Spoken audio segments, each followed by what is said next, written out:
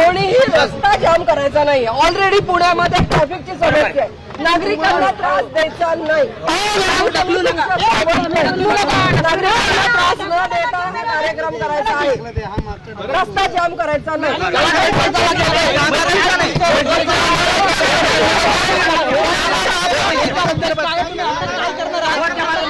तुम्हाला सांगणार नाहीये काय करणार आहे, ते काय तुला करणार आहे।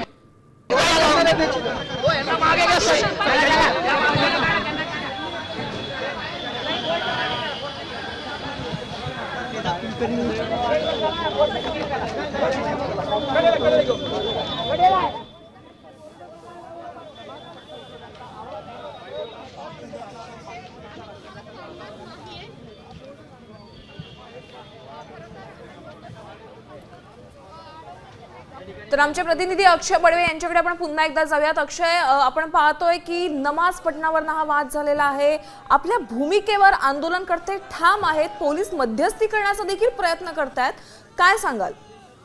निश्चितपणे हा आंदोलनाचा जो प्रकार आहे तो गेल्या 2 दिवसांपासून एक व्हिडिओ सोशल मीडियावर व्हायरल होत होता, ज्यामध्ये पुण्यातील शनिवार वाड्यात नमाज पठणचा जे कार्यक्रम झाला त्याला सकल हिंदू समाजाकडनं विरोध करण्यात आलेला आहे। आणि त्याच पार्श्वभूमीवर आज भाजपचे खासदार मेधा कुलकर्णी असतील, पतित पावन संघटनेचे पदाधिकारी असतील आणि सकल हिंदू समाजाचे सगळे कार्यकर्ते आहेत ते या ठिकाणी आले होते आणि त्यांनी या ठिकाणी शिववंदना म्हटली होती। आणि त्यानंतर बाहेर पडताना शनिवारवाड्याचा जो गेट आहे त्याच्याजवळ एक असलेली अनधिकृत कबर जी आहे ती काढण्याची मागणी जी आहे ती अचानक आता या सगळ्या पदाधिकाऱ्यांकडनं करण्यात आली होती। आणि त्यावर असा सगळा जो आक्रमकपणा जो आहे तो सगळा या कार्यकर्त्यांनी पदाधिकाऱ्यांकडनं आपल्याला पाहायला मिळतोय।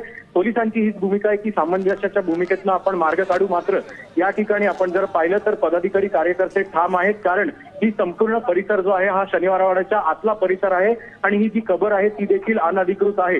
त्यामुळे लवकरात लवकर ही कबर जी आहे ती देखील काढून टाकण्यात यावी। त्यासोबतच या ठिकाणी जो हजरत ख्वाजा सय्यद शाह पीर मकबूल हुसेनी यांचा जो बोर्ड आहे तो देखील या ठिकाणी काढण्यात यावा अशी मागणी जी आहे ती या ठिकाणी आपल्याला मेधा कुलकर्णी करताना दिसतात। आणि त्यासोबतच सकल हिंदू समाजाचे जे कार्यकर्ते आहेत त्यांच्याकडनं ही जी मागणी आहे ती सातत्याने होताना दिसते। या ठिकाणी पोलीस जे आहेत ते सगळे कार्यकर्त्यांना समजूत घालण्याचा प्रयत्न करत आहेत आणि काही वेळातच आपण जर पाहिलं तर जो एक्स्ट्रा फोर्स आहे तो देखील पोलिसांचा तैनात करण्यात आला आहे।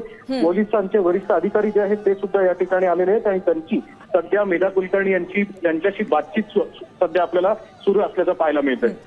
आता isakal.com आहे देशातील नंबर 1 ची मराठी न्यूज वेबसाईट।